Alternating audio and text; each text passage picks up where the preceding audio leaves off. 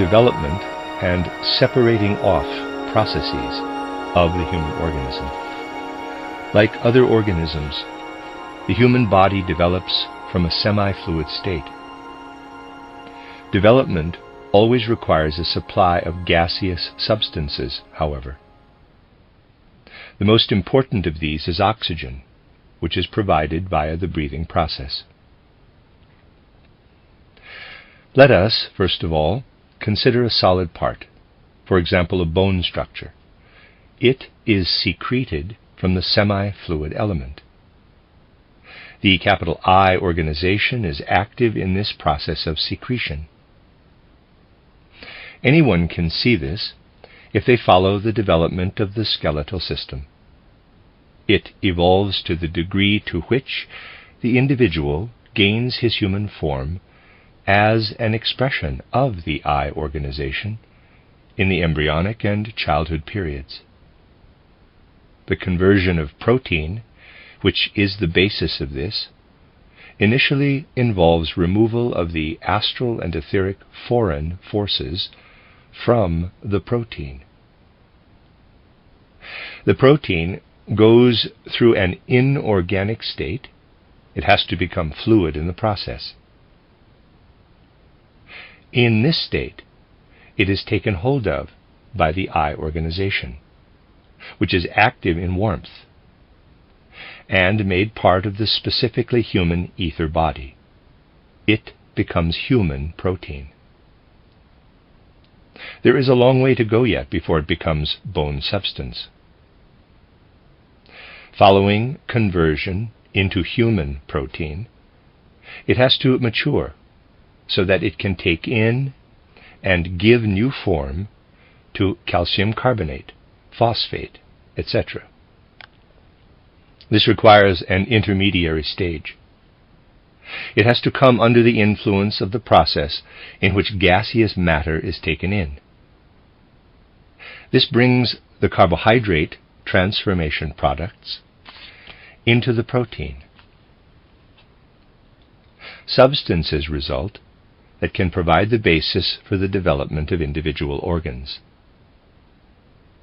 These are not ready-made, organ-specific substances such as liver or bone substance, but a more general substance from which all the individual organs of the body can be developed.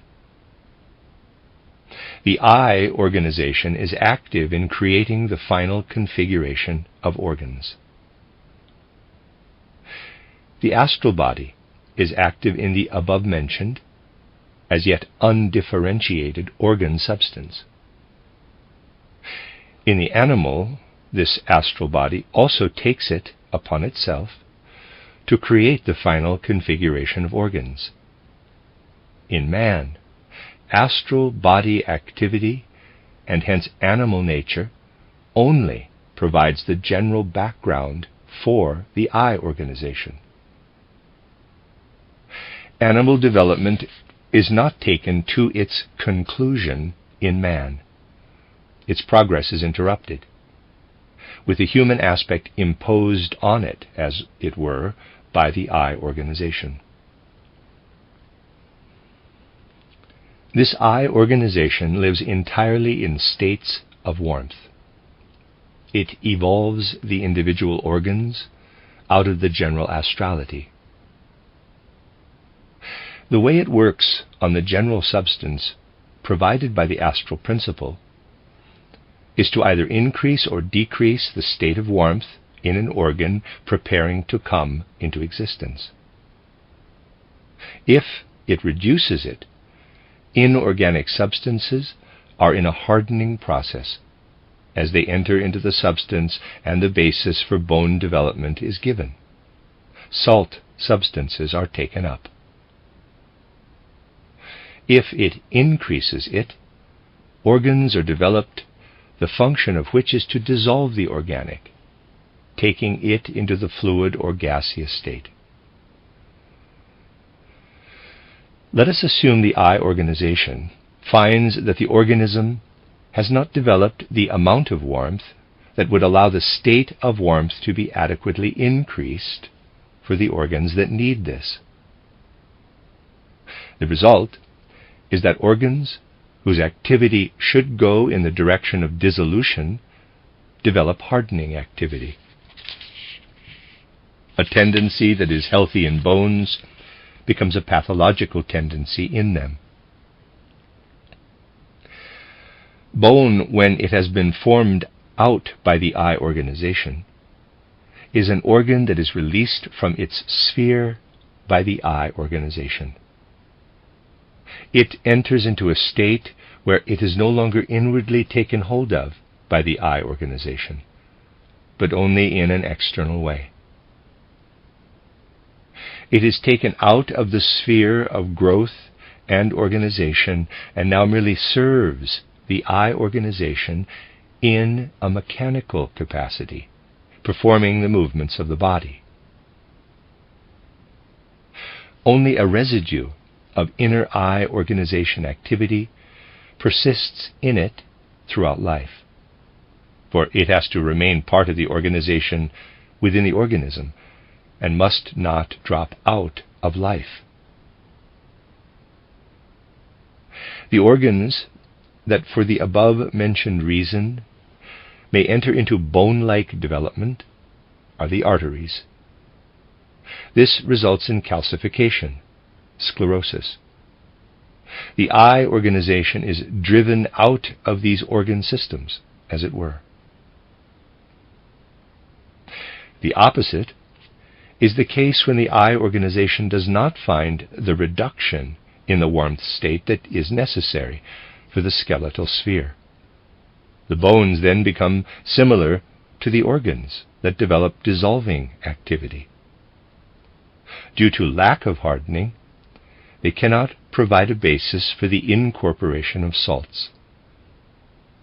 The final evolution of bony structures, which lies in the sphere of the eye organization, thus fails to take place. Astral activity is not stopped at the right point along the way. Tendencies to malformation must result, for healthy configuration can only develop in the sphere of the eye organization. These are the conditions known as rickets. It can be seen from all this how human organs relate to their functions. Bone develops in the sphere of the eye organization. When development has reached its conclusion, it serves this eye organization, which from now on no longer develops it, but uses it to effect voluntary movements. The same applies to anything that evolves in the sphere of the astral organization. Here, undifferentiated substances and forces are created. These occur throughout the body as the basis for differentiated organ development. Astral activity takes them to a certain level. After that, it uses them. The whole human organism is permeated with semi-fluid material in which astrally oriented activity takes place. This activity lives in separating off materials which are utilized to develop the organism in the direction of its higher aspects. Matter separated off in that direction has to be recognized in glandular products that play a role in the economy of the organism and its functions. Apart from these separated off materials, which go inward in the organism, there are others which are actual eliminations to the outside. It would be wrong to see no more in them than parts of the food taken in for which the organism has no use, therefore ejecting it. What matters is not that the organism separates material off to the outside, but that it performs the functions which result in elimination. The performance of these functions holds an element which the organism needs to maintain itself. This activity is just as necessary as the one which consists in taking matter into the organism or depositing it within it. The essential nature of organic function lies in a healthy relationship between these two activities. In the eliminations to the outside, we thus see the outcome of astrally oriented activity. And when materials incorporated in the elimination have been taken to the inorganic level, the I organization also lives in them. And this life of the I organization does in fact have very special significance. For the energy used to effect such eliminations creates a counter pressure going inward, as it were. And this is essential for the healthy existence of the organism. Uric acid, separated off in the urine, creates the right inclination for sleep in the organism as such, an inward counter pressure. Too little uric acid in the urine and too much in the blood results in a period of sleep which is so short that it is not sufficient for the health of the organism.